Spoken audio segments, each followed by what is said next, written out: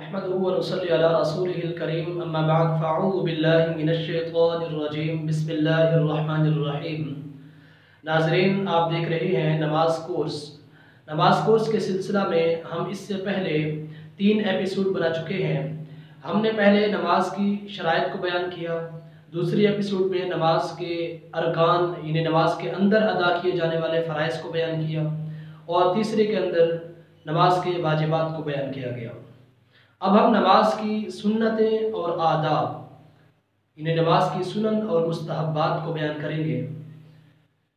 یاد رکھیں، نماز کا کوئی فرض رہ جاتا ہے تو نماز ادا نہیں ہوتی، نماز کی کوئی شرط رہ جائے تو نماز کا آغاز ہی نہیں ہوتا۔ اگر نماز کا کوئی واجب رہ جاتا ہے تو سجدہ سہو کرنے سے نماز درست ہو جاتی ہے، لیکن نماز کی کوئی سنت رہ جاتی ہے تو نماز کے ثواب میں کمی ہوتی ہے، جان بوجھ کر ایسا کرنا گناہ بھی ہے، اور لیکن سجدہ سہو لازم نہیں ہوگا، نماز بھی مکمل ہو جائے گی۔ اور اگر کوئی نماز کا مستحب رہ جاتا ہے تو تب نماز کے ثواب میں کمی نہیں ہوتی، لیکن کوئی اگر مستحب کو ادا کرتا ہے تو اس کو ثواب ملتا ہے، اگر ادا نہیں کرتا تو اس کو گناہ نہیں ہوگا۔ اب ہم آتے ہیں نماز کی سنتیں اور مستحبات کی طرف۔ نماز کی سنتیں اور مستحبات آپ کو مختلف کتابوں میں اس کی تعداد مختلف ملے گی، یعنی کسی نے 10 بیان کی ہے تو کسی نے 20 اور کسی نے 50 کسی نے 60 تک، یعنی تعداد میں آپ کو مختلف فنگر نظر آئیں گے۔ اس کی وجہ یہ ہے، کسی نے 3-4 سنتوں کو ایک بنا کر ایک شمار کیا ہے اور کسی نے اس کو زیادہ شمار کیا ہے، تو اسی وجہ سے اختلاف ہے، ورنہ سب کے اندر بات ایک ہی ہوتی ہے۔ تو سب سے پہلے ہم جب نیت کرتے ہیں تو میں نے پہلے بتایا تھا نماز کی شرائط کے اندر کہ یہ نماز کی نیت جو ہے نا نماز کی شرط ہے۔ اصل نیت وہ دل کے ارادے کا نام ہے، دل کے اندر جو آپ ارادہ کرتے ہیں کہ ابھی میں 4 فرض آج کے ظہر کے پڑھ رہا ہوں، تو یہ نیت ہے اور یہی کافی ہے۔ لیکن اگر زبان سے آپ نیت کر لیتے ہیں تو یہ نماز کے لیے مستحب ہے، کریں گے تو ثواب ہوگا، نہیں کریں گے تو گناہ نہیں ہوگا، نماز کے ثواب میں کمی نہیں ہوگی۔ اور اس کے بعد تکبیر تحریمہ کا مطلب تھا کہ اپنے اوپر نماز سے باہر والے کام، کھانا پینا بات کرنا، ان کو اپنے اوپر حرام قرار دینا، یہ نماز کے فرائض میں ہے۔ لیکن اللہ اکبر کہنا، جو سب سے پہلے ہم اللہ اکبر کہتے ہیں، یہ نماز کے واجبات میں ہے۔ اور اللہ اکبر کہتے ہوئے ہاتھوں کو کانوں تک اٹھانا یہ سنت ہے، یعنی مرد کے لیے یہ کہ ہاتھ وہ کانوں تک اٹھائے، یہ سنت ہے۔ عورت کے لیے کہ وہ ہاتھوں کو اپنے کندھے تک اٹھائے۔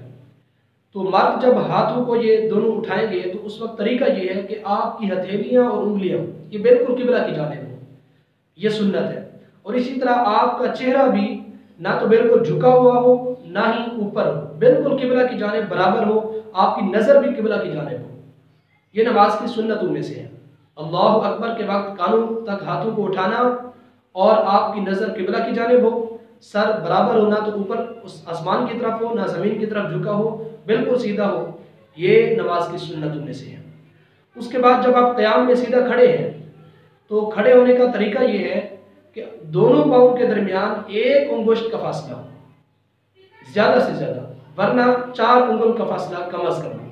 عورت کے لیے یہ ہے کہ وہ اپنے پاؤں کو بالکل کم سے کم فاصلہ رکھے۔ اور جب کھڑے ہونا ہے تو بعض لوگ یوں کرتے ہیں کہ پاؤں کو ایک پاؤں دائیں جانب اور دوسرا بائیں جانب یوں رکھ لیتے ہیں، یہ طریقہ خلاف سنت ہے۔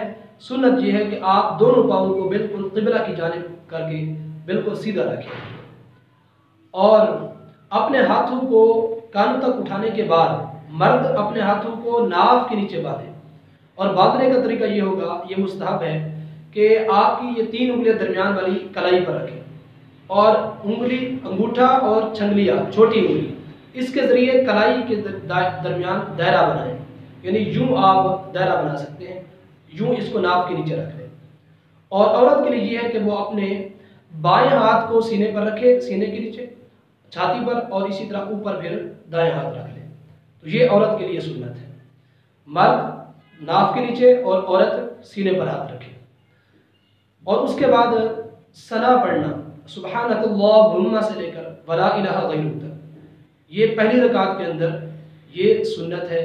اس کے بعد تعوذ اور تسمیہ یہ دونوں بھی سنت ہیں پہلی رکعت کے اندر، ثنا پہلی رکعت کے اندر، لیکن آگے تسمیہ وہ ہر رکعت کے اندر جب آپ قرات شروع کرتے ہیں تو یہ سنت ہے، چاہے جہری نماز ہو یعنی امام بلند آواز سے قرات کرے یا آہستہ کرے، لیکن بسم اللہ آہستہ ہی پڑھنی ہے۔ اور پھر اس کے بعد سورہ فاتحہ پڑھنا اور کوئی سورت ملانا یہ نماز کے واجبات میں آ چکا ہے۔ اس کے بعد ہے جب آپ ولضالین کہتے ہیں سورہ فاتحہ کے بعد آمین کہنا، یہ بھی نماز کی سنتوں میں سے ہے۔ اور پھر رکوع میں جاتے ہیں، رکوع میں جاتے ہوئے اللہ اکبر کہنا، پھر اٹھتے ہوئے سمیع اللہ لمن حمدہ، پھر آپ سجدے میں جاتے ہوئے سجدے سے اٹھتے ہوئے یہ جو تکبیرات ہیں اللہ اکبر کہنا، سمیع اللہ لمن حمدہ کہنا، یہ سنتوں میں ہے۔ اور اسی طرح اگر امام ہے تو وہ کہے سمیع اللہ لمن حمدہ جب آپ رکوع سے اٹھ رہے ہیں، تو مقتدی وہ ربنا ولک الحمد ربنا لک الحمد، اور بہترین طریقہ یہ ہے کہ وہ اللہم ربنا ولک الحمد، یعنی شروع میں اللہم اور ربنا کے بعد واو، یہ حدیث پاک کے اندر ہے کہ یہ بہترین طریقہ یہ ہے کہ اللہم ربنا ولک الحمد کہے۔ اور اس کے بعد رکوع کے اندر تسبیحات پڑھنا، سبحان ربی العظیم 3 بار کم از کم، یہ ادنا درجہ ہے 3 بار، ورنہ 5 بار 7 بار یہ سنت ہے۔ 3 بار سے کم پڑے گا تو سنت ادا نہیں ہوگی، لیکن پھر بھی نماز ادا ہو جائے گی، سجدہ سہو بھی لازم نہیں ہوگا۔ اسی طرح سجدے کے اندر 3 تسبیحات 3 بار 5 بار 7 بار یہ سنت ہے۔ اس سے 3 سے کم کرے گا تو پھر اس کی سنت ادا نہیں ہوگی، نماز کے ثواب میں کمی واقع ہوگی، اور لیکن سجدہ سہو لازم نہیں ہوگا اور نماز بھی ادا ہو جائے گی۔ سبحان ربی الاعلی، یہ پہلی رکعت کمپلیٹ ہو گئی۔ دوسری رکعت میں جب کھڑے ہوتے ہیں تو پہلے تسمیہ پڑھنا، پھر اس کے بعد سورت فاتحہ شروع کرنا، اور سورہ فاتحہ کے بعد اسی طرح آمین ولضالین کے بعد آمین پڑھنا۔ تو یہ اسی طرح ہی دوسری رکعت کمپلیٹ ہوگی۔ پھر جب تشہد میں بیٹھتے ہیں یا دونوں سجدوں کے درمیان بیٹھتے ہیں، اس وقت بیٹھنا یہ ہے کہ آپ کا داہنا جو پاؤں ہے بالکل سیدھا ہو، اور یہ انگلیاں آپ کی بالکل اس طرح لگی ہوں، یعنی انگلیوں کا پیٹ زمین پر لگا ہو، اور بایاں پاؤں کو بچھا کر اس کے اوپر بیٹھنا ہے، دونوں سرین بائیں پاؤں پر رکھنی ہے۔ یہ مرد کے لیے ہے۔ عورت کے لیے ہے کہ وہ اپنے دونوں پاؤں کو دائیں طرف نکال دے اور اپنی سرین کے بل بیٹھے، یہ تشہد کے اندر اور دونوں سجدوں کے درمیان۔ اور یہ بات یاد رکھیں کہ رکوع میں جب جاتے ہیں تو رکوع کے اندر جب مرد کے لیے ہے کہ اپنے ہاتھوں کے ذریعے گھٹنوں کو پکڑے رکھیں۔ بہت سارے لوگ غلطی کرتے ہیں، سنت کو چھوڑتے ہیں، یعنی اپنے ہاتھوں کو گھٹنوں پر رکھ دیتے ہیں۔ حالانکہ سنت یہ ہے کہ اپنے ہاتھوں کے ذریعے گھٹنوں کو پکڑے رکھیں مضبوطی سے، اور ٹانگیں بالکل سیدھی رکھیں، ٹانگیں ٹیڑھی نہ کریں مرد۔ اور اسی طرح اپنی کمر بالکل سیدھے رکھیں، سر کو نہ تو جھکائے رکھیں نہ ہی اوپر کریں، بالکل سر بھی کمر کے برابر ہو، پیٹھ اور سر برابر ہو، یعنی آپ کی پیٹھ پر اگر کوئی پانی کا گلاس بھی رکھ دیں تو وہ آپ کا یعنی پانی کا گلاس نیچے نہ گرے بلکہ وہ برقرار رہے، اس طرح آپ پیٹھ بالکل سیدھی رکھیں۔ عورت کے لیے یہ ہے کہ وہ جب رکوع میں جاتی ہے تو وہ کم از کم اس کا بس ہاتھ گھٹنوں تک پہنچ جائے، نہ تو پیٹھ سیدھی کرنی ہے نہ ہی گھٹنوں کو پکڑنا ہے، بس ہاتھ گھٹنوں تک پہنچ جائیں، اس کے لیے اتنا کافی ہے۔ اور سجدے کے اندر بھی مرد کے لیے ہے کہ وہ جب سجدے میں گیا ہے تو اس کے دونوں پاؤں کی 10 انگلیوں کا قبلہ کی رخ ہونا یہ سنت ہے۔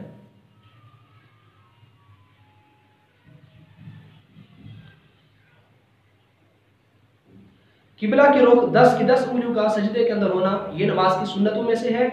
اگر کوئی شخص یعنی پاؤں اٹھا لیتا ہے، ایک پاؤں اٹھا لیتا ہے، تو اکثر لوگ ایسا کرتے ہیں سجدے کے اندر جاتے ہوئے ایک پاؤں اٹھا لیتے ہیں، تو یہ ترک سنت ہے، خلاف سنت ہے، ایسا کرنا ممنوع ہے۔ اور کم از کم ہر پاؤں کی 3 انگلیوں کا پیٹ زمین پر لگنا یہ واجب ہے، ضروری ہے۔ اور پاؤں اٹھانا تو بالکل ہی غلطی ہے، دونوں پاؤں اٹھانا بہت بڑی غلطی ہے۔ تو کوشش کریں آپ کی 10 انگلیاں جب سجدے میں ہوں تو ان کا انگلیوں کا پیٹ زمین پر لگا ہو، یہ مرد کے لیے۔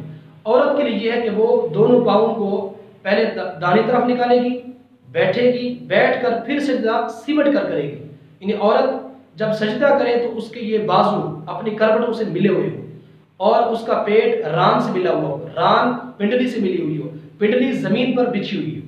مرد کے لیے یہ ہے کہ وہ اس کی پنڈلی زمین سے جدا ہو اور پھر ران پنڈلی سے جدا ہو اور پیٹ ران سے جدا ہو اور یہ بازو کروٹوں سے جدا ہو.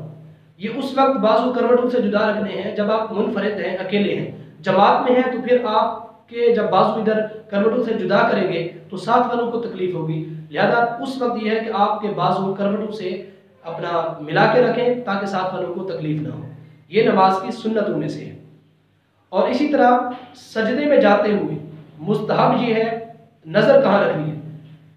نظر کہاں رکھنی ہے؟ جب آپ تکبیر تحریمہ کہہ رہے ہیں بالکل قبلہ کی جانب ہو، اور جب آپ قیام کے اندر کھڑے ہیں تو پھر آپ کی نظر سجدے کی جگہ پر ہو، اور جب آپ رکوع میں ہیں تو آپ کی نظر اپنے پاؤں کی گوشت پر ہو، اور جب آپ سجدے میں ہیں تو آپ کی نظر ناک کے کنارے پر ہو، اور جب آپ تشہد میں بیٹھے ہیں تو اس وقت آپ کی نظر اپنی گود میں ہو، اور جب آپ سلام پھیرتے ہیں دائیں طرف تو اس وقت آپ کی نظر دائیں کندھے پر، اور بائیں طرف سلام پھیرتے وقت آپ کی نظر بائیں کندھے پر ہونی چاہیے. یہ مستحب ہے.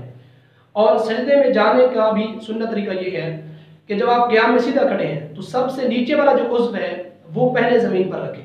یعنی مثلا پہلے گھٹنا ہے تو پہلے گھٹنے زمین پر رکھیں، پھر ہاتھ زمین پر رکھیں، پھر آپ ناک زمین پر رکھیں، پھر سجدہ، پھر پیشانی زمین پر رکھیں. اور اٹھتے ہوئے اس کا الٹ کریں، یعنی پہلے پیشانی اٹھائیں، پھر ناک اٹھائیں، پھر ہاتھوں کو اٹھائیں اور پھر اپنے گھٹنوں کو اٹھائیں.